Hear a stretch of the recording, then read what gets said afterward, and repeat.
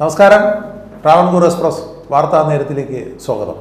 ആസന്നമായ നിയമസഭാ തെരഞ്ഞെടുപ്പിൽ നേമം നിയോജക മണ്ഡലം സ്ഥാനാർത്ഥി വി ശിവൻകുട്ടിക്ക് മണ്ഡലം കൺവെൻഷൻ ഉദ്ഘാടനം ചെയ്യുന്നതിലേക്ക് പാർട്ടിയുടെ മുൻനിര നേതാക്കളായ ശ്രീ കോടിയേരി ബാലകൃഷ്ണൻ ഇന്ന് കരമന എത്തുന്നു. ഇന്ന് മണ്ഡലം കൺവെൻഷൻ ഉദ്ഘാടനമാണ്. ചടങ്ങിൽ സ്ഥാനാർത്ഥിയായ വി ശിവൻകുട്ടിയുണ്ട്, ശാലയിലെ മറ്റു ഭാരവാഹികളെല്ലാം ഉണ്ട്.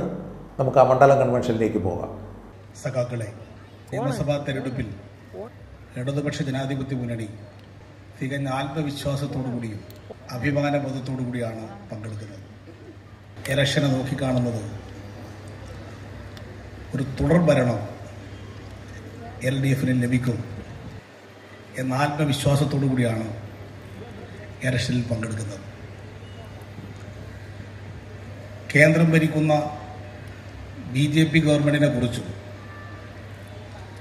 കേരളത്തിലെ ഇടതുപക്ഷ ഗവൺമെന്റിനെ കുറിച്ചും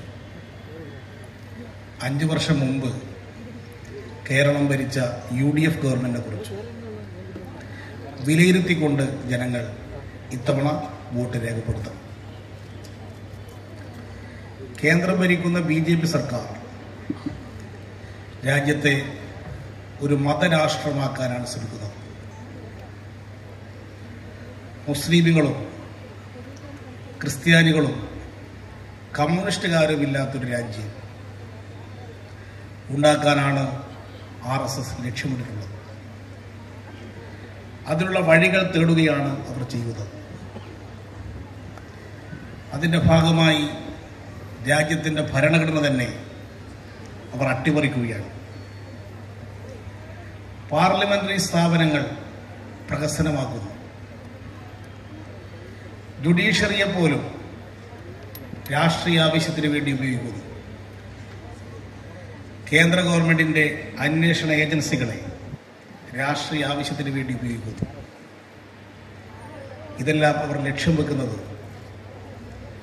അവരുടെ RSSന്റെ ഭരണം, മനുസ്മൃതിയെ അടിസ്ഥാനമാക്കിയൊരു ഭരണം ഇവിടെ കൊണ്ടുവരാനാണ്. ഹിന്ദു എന്ന മുദ്രാവാക്യം വിളിക്കുന്നത് വെറുതെ ഹിന്ദുക്കളെ ഇളക്കിവിടാനാണ്. RSS ഏത് ഹിന്ദുവിന്റെ താല്പര്യമാണ് സംരക്ഷിക്കുന്നത്? ഇന്ത്യയിലെ മഹാഭൂരിപക്ഷം വരുന്ന ഹിന്ദുക്കൾ കർഷകരും കർഷക തൊഴിലാളികളും മത്സ്യത്തൊഴിലാളികളും കൂലിവേല ചെയ്ത് ജീവിക്കുന്നവരുമാണ്. ഇവർക്ക് ആർക്കെങ്കിലും എന്തെങ്കിലും ഒരു സഹായം നൽകാൻ, ഒരു പദ്ധതി കൊണ്ടുവരാൻ BJP ഗവൺമെന്റ് കഴിഞ്ഞിട്ടുണ്ടോ? ഇന്ത്യയിലെ യുവാക്കളിൽ ഏറ്റവും കൂടുതൽ ഹിന്ദു വിഭാഗത്തിൽപ്പെട്ടവരാണ്.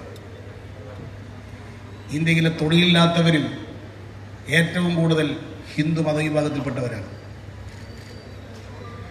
ഹിന്ദു ഹിന്ദു എന്ന് പറഞ്ഞു കിടക്കുന്ന RSSന് ഈ ജനവിഭാഗത്തിന്റെ താല്പര്യം സംരക്ഷിക്കാൻ എന്ത് ചെയ്തു? RSS വിഭാവനം ചെയ്യുന്ന ഹിന്ദു അംബാനി, അദാനി, ടാറ്റ, ബിർള ഇവരാണ് അവരുടെ ഹിന്ദുക്കൾ. അവർക്ക് ലാഭം കുന്നുകൂട്ടാൻ, കൊള്ളലാഭം അടിക്കാൻ അവസരം ചെയ്തു കൊടുക്കുന്നതിനെയാണ് ഹിന്ദുത്വം എന്ന് പ്രചരിപ്പിക്കുന്നത്. പെട്രോളിനും ഡീസലിനും പാചകവാതകത്തിനും ദിവസേന വില വർദ്ധിക്കുന്ന രാജ്യം ലോകത്തെവിടെയെങ്കിലും ഉണ്ടെങ്കിൽ BJP ഭരിക്കുന്ന ഇന്ത്യയാണ്. കഴിഞ്ഞ ലോക്സഭാ തെരഞ്ഞെടുപ്പിൽ BJP പറഞ്ഞു 1 ലിറ്റർ പെട്രോൾ നിങ്ങൾക്ക് 50 രൂപക്ക് തരും. ഇപ്പോൾ പെട്രോളിന്റെ വില എന്തായി? 100 രൂപയിലേക്ക് എത്തുന്നു. ഇതാണ് അവരുടെ വാഗ്ദാനങ്ങൾക്ക് സംഭവിച്ചത്. രാജ്യത്തിലെ പൊതുമേഖലാ സ്ഥാപനങ്ങളൊക്കെ സ്വകാര്യ മേഖല കൊടുക്കാൻ തീരുമാനിച്ചിരിക്കുന്നു. പൊതുമേഖല വേണ്ട എന്നാണ് പ്രധാനമന്ത്രി കഴിഞ്ഞ ദിവസം പറഞ്ഞത്. പൊതുമേഖലാ സ്ഥാപനങ്ങൾ സ്വകാര്യവൽക്കരിക്കുമ്പോൾ സംവരണ പ്രകാരം തൊഴിൽ കിട്ടേണ്ടവർക്ക് കിട്ടുന്ന തൊഴിൽ അവസരമാണ് ഇല്ലാതാവുന്നത്. കാർഷിക മേഖല കോർപ്പറേറ്റുകൾക്ക്, കാർഷിക മേഖലയിലെ ഉൽപാദനവും സംഭരണവും വിതരണവും കോർപ്പറേറ്റുകളെ ഏൽപ്പിക്കാനാണ് കാർഷിക നിയമങ്ങൾ ഭേദഗതി ചെയ്തിട്ടുള്ളത്. നമ്മുടെ രാജ്യം എല്ലാ പ്രധാനപ്പെട്ട കേന്ദ്രങ്ങളും ധനമൂലധന ശക്തികൾക്ക് തുറന്നിട്ട് കൊടുക്കുകയാണ്. ആകാശം, എയർലൈൻസ് കോർപ്പറേറ്റുകൾക്ക്, സീപോർട്ടുകൾ കോർപ്പറേറ്റുകൾക്ക്, ഖനനം അവർക്ക്, വനം അവർക്ക്, ഇതെല്ലാം അവർക്ക് ഏൽപ്പിച്ചു കൊടുക്കുകയാണ്. എന്തിനധികം പറയുന്നു? സിവിൽ സർവീസ് പോലും സ്വകാര്യവൽക്കരിക്കുന്നു. കേന്ദ്ര ഗവൺമെന്റ് ജോയിന്റ് സെക്രട്ടറിമാരുടെ നിലവാരത്തിലേക്ക് UPSC പ്രകാരം നിയമനം നടത്തുന്നതിന് പകരം കോർപ്പറേറ്റ് സ്ഥാപനങ്ങളിൽ പ്രവർത്തിച്ച 40 പേരെ ഇന്ത്യ ഗവൺമെന്റ് കേന്ദ്ര സർവീസിൽ ജോയിന്റ് സെക്രട്ടറിമാരായി നിശ്ചയിച്ചിരിക്കുന്നു. IAS-കാർക്ക് കൊടുക്കേണ്ടുന്ന പോസ്റ്റാണ് സ്വകാര്യ മേഖലയിൽ പ്രവർത്തിക്കുന്നവർക്ക് കൊടുക്കുന്നത്. അങ്ങനെ എല്ലാ രംഗത്തും സ്വകാര്യവൽക്കരണം അടിച്ചേൽപ്പിക്കുന്ന ഈ സർക്കാർ എന്ത് ഹിന്ദുത്വമാണ്? ഇവിടെ ആർക്ക് വേണ്ടിയാണ് ഈ ഹിന്ദുത്വം? പാവപ്പെട്ടവന് വീടുകളിൽ ദാരിദ്ര്യം അകറ്റാനുള്ള ഒരു പദ്ധതി കൊണ്ടുവരാൻ അവർക്ക് സാധിച്ചോ? അതിൽ നിന്ന് വ്യത്യസ്തമായ നയം ഉള്ളത് ഇടതുപക്ഷത്തിനാണ്. അതാണ് കേരളം സാക്ഷ്യപ്പെടുത്തിയിട്ടുള്ളത്. നിങ്ങൾക്ക് അറിഞ്ഞുകൂടെ, തിരുവനന്തപുരം വിമാനത്താവളം അന്താരാഷ്ട്ര വിമാനത്താവളമാണ്. ആ വിമാനത്താവളം അദാനിക്ക് കൊടുക്കാൻ തീരുമാനിച്ചിരിക്കുകയാണ് നരേന്ദ്രമോദി. കേരളത്തിലെ ഇടതുപക്ഷ സർക്കാർ പറഞ്ഞു അത് സ്വകാര്യ മേഖലക്ക് കൊടുക്കരുത്. കൊച്ചി വിമാനത്താവളം ഇന്ന് കേരളത്തിലെ ഏറ്റവും വലിയ വിമാനത്താവളമാണ്. കണ്ണൂർ വിമാനത്താവളം, ഈ രണ്ടും നടത്തുന്നത് സംസ്ഥാന ഗവൺമെന്റാണ്. ഞങ്ങളെ ഏൽപ്പിച്ച് തിരുവനന്തപുരം വിമാനത്താവളം കൊച്ചി വിമാനത്താവളത്തേക്കാൾ ഏറ്റവും വലിയ ഒരു വിമാനത്താവളമാക്കി ഞങ്ങൾ മാറ്റും. അദാനി തരാമെന്ന് പറഞ്ഞ പണം ഞങ്ങൾ തന്നേക്കാം എന്ന് പറഞ്ഞില്ലേ? പക്ഷെ നൽകുന്നില്ല. നിങ്ങൾക്ക് ഓർമ്മയില്ലേ, VS ഗവൺമെന്റ് കാലത്ത് അന്ന് സീപോർട്ട്, വിഴിഞ്ഞം പോർട്ട് അദാനിക്ക് കൊടുക്കാൻ വേണ്ടി നിർദ്ദേശമുണ്ടായി, സ്വകാര്യ മേഖലക്ക് കൊടുക്കാൻ. അന്നത് പോർട്ട് മന്ത്രി സഖാവ് വിജയകുമാറായിരുന്നു. VS ഗവൺമെന്റ് പറഞ്ഞു അത് ഞങ്ങൾ നടത്തും, പൊതുമേഖലയിൽ നടത്തും എന്ന് പറഞ്ഞു. സംസ്ഥാന ഗവൺമെന്റ് നടത്താൻ തീരുമാനിച്ചു. LDF പോയി, UDF വന്നു. ആ വിഴിഞ്ഞം പോർട്ട് അദാനിക്ക് കൊടുത്തില്ലേ? ഈ തിരുവനന്തപുരം വിമാനത്താവളം അവർക്ക് ഏൽപ്പിച്ചു കൊടുക്കുന്നതിന് എതിർക്കുന്നത് ഈ കേരളത്തിൽ ഇടതുപക്ഷ ഗവൺമെന്റ് ഉള്ളത് കൊണ്ടല്ലേ? നിങ്ങൾ അറിഞ്ഞോ, രാജസ്ഥാനിലെ ജയ്പൂരിലെ വിമാനത്താവളവും അദാനിക്ക് കൊടുക്കാൻ തീരുമാനിച്ചു. കോൺഗ്രസ് എതിർത്തില്ല. കോൺഗ്രസിനും BJPക്കും ഈ കാര്യത്തിൽ ഒരേ നിലപാടാണ്. അതിൽ നിന്ന് വ്യത്യസ്തമായ നിലപാടുള്ളത് ഇടതുപക്ഷത്തിലാണ്. അതാണ് ഇടതുപക്ഷത്തിന്റെ പ്രത്യേകത. നമ്മുടെ രാജ്യത്ത് കേന്ദ്ര ഗവൺമെന്റ് സ്വീകരിക്കുന്ന ഇത്തരം നിലപാടുകൾക്കെതിരെ ഒരു പ്രതിരോധം തീർക്കാൻ കോൺഗ്രസിന് കഴിയുന്നുണ്ടോ? ഒരു ബദൽ നിലപാടെടുക്കാൻ കോൺഗ്രസിന് കഴിയുന്നുണ്ടോ? ഇടതുപക്ഷമാണ് ഇതിന് ബദൽ നയങ്ങൾ ഉയർത്തിപ്പിടിക്കുന്നത്. രാജ്യവ്യാപകമായ ഇടതുപക്ഷത്തിന് കേരളത്തിലുള്ളതുപോലെ ശക്തി ഉണ്ടായിരുന്നെങ്കിൽ കേന്ദ്രത്തിൽ BJP അധികാരത്തിൽ തുടരുമായിരുന്നു. ദേശീയ തലത്തിൽ പ്രമുഖ പ്രതിപക്ഷമായ കോൺഗ്രസ് RSSനെ കാണുമ്പോൾ അവർ മുട്ടുപറക്കുന്നു. അവർക്ക് RSSന്റെ ദണ്ഡ കാണുമ്പോൾ പതറിപ്പോകുന്നു. അവരുടെ കാക്കി ട്രൗസറും ദണ്ഡയും കൊണ്ട് നടക്കുന്ന RSSകാരനെ കാണുമ്പോൾ വിറങ്ങലിച്ചു നിൽക്കുന്ന കോൺഗ്രസിന് എങ്ങനെയാണ് BJPയെ നേരിടാൻ സാധിക്കുക? ഇടതുപക്ഷം ഉള്ള സംസ്ഥാനങ്ങളിലാണ് BJPക്കെതിരായിട്ടുള്ള ബദൽ ഉണ്ടാക്കാൻ സാധിക്കുന്നത്. അതാണ് ഇടതുപക്ഷത്തിന്റെ പ്രത്യേകത. ഇന്ത്യയിൽ കോൺഗ്രസിന് അധികാരം കിട്ടിയ സംസ്ഥാനങ്ങളൊക്കെ BJPയുടെ കയ്യിലായില്ലേ? കർണാടകം ജയിച്ചത് കോൺഗ്രസ്, ഇപ്പോൾ BJP. മധ്യപ്രദേശ് ജയിച്ചത് കോൺഗ്രസ്, ഭരിക്കുന്നത് BJP. ഗോവ കോൺഗ്രസുകാർ കൂട്ടത്തോടെ BJP ഗവൺമെന്റായി. നിങ്ങളറിയോ, അരുണാചൽ പ്രദേശിൽ ഒറ്റ BJP-കാരൻ ജയിച്ചിട്ടില്ല ഇലക്ഷനിൽ. ജയിച്ചത് കോൺഗ്രസിന്റെ മുഖ്യമന്ത്രി. ആ കോൺഗ്രസ് മുഖ്യമന്ത്രി ഉൾപ്പെടെ എല്ലാവരും BJP ആയി. അരുണാചൽ പ്രദേശ് ഗവൺമെന്റായി. പോണ്ടിച്ചേരിയിൽ ഏറ്റവും ഒടുവിൽ ഒറ്റ RSS-കാരൻ ഇല്ലാത്ത നിയമസഭ ആ ഗവൺമെന്റിനെ അട്ടിമറിച്ചു. കോൺഗ്രസ്സുകാർ BJP ആക്കി അട്ടിമറിച്ചു. ഈ കോൺഗ്രസിനെ എങ്ങനെ വിശ്വസിക്കും?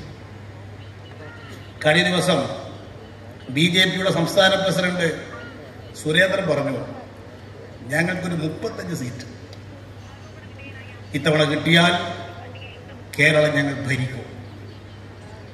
നിങ്ങളൊന്ന് ഓർത്തു നോക്കൂ, കേരള നിയമസഭയിൽ 71 സീറ്റ് കിട്ടിയാലേ ഭരണം ഉണ്ടാവുള്ളൂ. അപ്പൊ BJP പ്രസിഡന്റ് പറയുന്നു, ഞങ്ങൾക്ക് 35 തന്നാൽ ഞങ്ങൾ ഭരണം ഉണ്ടാവും. ബാക്കി എവിടെ നിന്ന് കിട്ടും? BJP പറയുന്നു, നിങ്ങൾ കോൺഗ്രസ്സുകാരെ വിജയിപ്പിച്ചു കൊണ്ടു, ഞങ്ങൾ അവരെ പിടിച്ചുകൊള്ളാം എന്നാണ് BJP ഉദ്ദേശിക്കുന്നത്. അപ്പൊ കോൺഗ്രസ്സുകാരെന്തുവാന്ന് പറയുന്നറിയോ? ഞങ്ങളെ നിങ്ങൾ വിജയിപ്പിച്ചിട്ടില്ലെങ്കിൽ ഞങ്ങൾ തോറ്റാൽ ഞങ്ങൾ BJP പോകുന്നു. ജയിച്ചോനും പോകുന്നു BJP, തോറ്റോനും പറയുന്നു ഞങ്ങൾ പോകും BJP. ഇതെന്തൊരു പാർട്ടി? തോറ്റാലും പോകും, ജയിച്ചാലും പോകും. ഇങ്ങനെ ആത്മവിശ്വാസമില്ലാത്ത കോൺഗ്രസിന് എങ്ങനെ ഒരു കോൺഗ്രസ് ആയിട്ട് തുടരാൻ സാധിക്കും? ഈ കോൺഗ്രസിന് ആർക്കെങ്കിലും വിശ്വസിച്ച് വോട്ട് ചെയ്യാൻ സാധിക്കുമോ? ഇന്ന് ഇന്ത്യ രാജ്യത്ത് പാർലമെന്റിലുള്ള BJP MP-മാരിൽ 100-ൽ പരം ആളുകൾ കോൺഗ്രസ് നിന്ന് BJP-യിലേക്ക് പോയവരാണ്. രാജ്യത്തിന്റെ വിവിധ ഭാഗങ്ങളിൽ നിന്ന് 80 MLA-മാർ BJP-യിൽ ചേർന്നു. ഈ BJP ഓരോ സംസ്ഥാനത്തും അധികാരത്തിൽ വരുന്നത് ഈ തരത്തിലാണ്. കോൺഗ്രസുകാരെ വരുതി നിർത്താൻ സാധിക്കുന്നില്ലെങ്കിൽ കേന്ദ്ര ഏജൻസികളെ അവർക്കെതിരായിട്ട് ഉപയോഗിക്കും.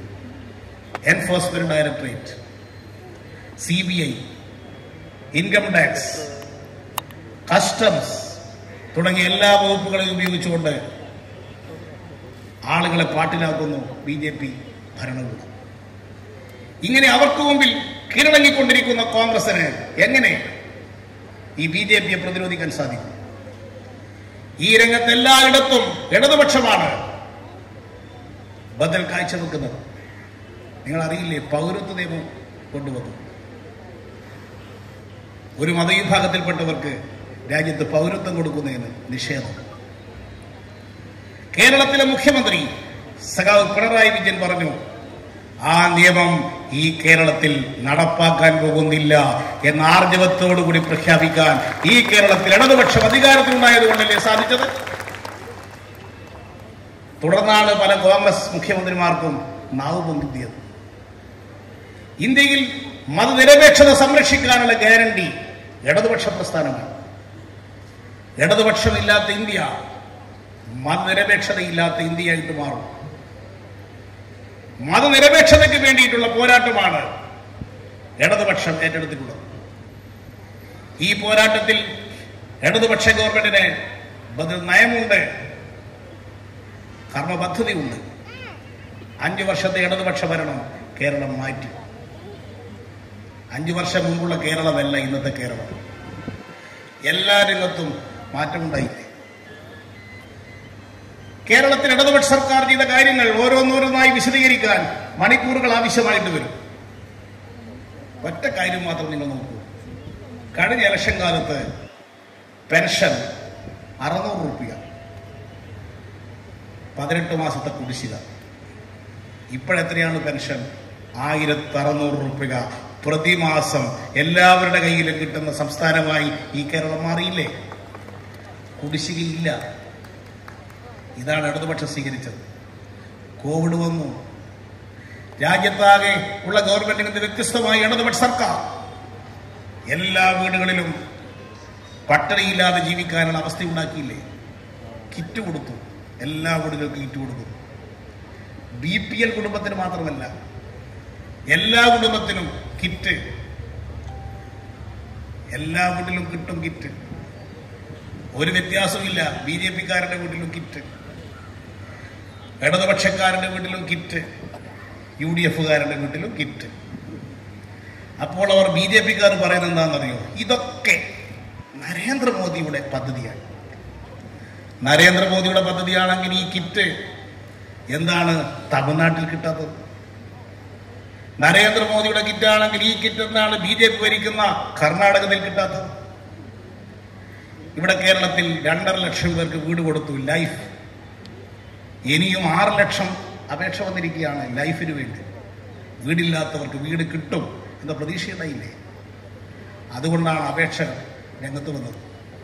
അപ്പോൾ അവർ പറയുന്നു, ഇത് മോദിന്റെ പദ്ധതിയല്ലേ ലൈഫ്, വീട് കൊടുക്കൽ. അങ്ങനെയാണെങ്കിൽ എന്താണ് BJP ഭരിക്കുന്ന കർണാടകത്തിൽ ലൈഫ് ഇല്ലാത്തത്? ഇടതുപക്ഷ ഗവൺമെന്റ് സ്വീകരിച്ച ഇത്തരം പദ്ധതികൾ ആണ് ബദൽ എന്താണ് ജനങ്ങളുടെ മുമ്പിൽ തെളിയിച്ചില്ലേ?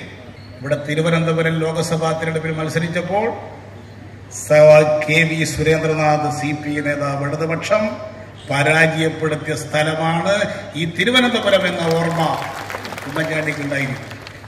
അതുകൊണ്ട് അദ്ദേഹം ഇങ്ങോട്ട് വരില്ല. ശ്രീ O രാജഗോപാലൻ അദ്ദേഹമാണ് ഇവിടെ ഇപ്പോൾ പ്രതിദാനം ചെയ്തത്. രാജഗോപാലൻ ഒരു ഗുണമുണ്ട്, കാര്യം തുറന്നു പറയും. ഈ കോർപ്പറേഷൻ തെരഞ്ഞെടുപ്പ് കഴിഞ്ഞപ്പോൾ അദ്ദേഹം പറഞ്ഞ കണ്ടില്ലേ, എല്ലാവരും സ്വർണത്തിന്റെ പിന്നാലെ പോയി. പിണറായി വിജയൻ കിറ്റുമായിട്ട് പോയി. ആളുകളെ പ്രശ്നം എന്താണെന്ന് LDF-ന് അറിയാം. ആളുകൾ അവർക്ക് വോട്ട് ചെയ്യും.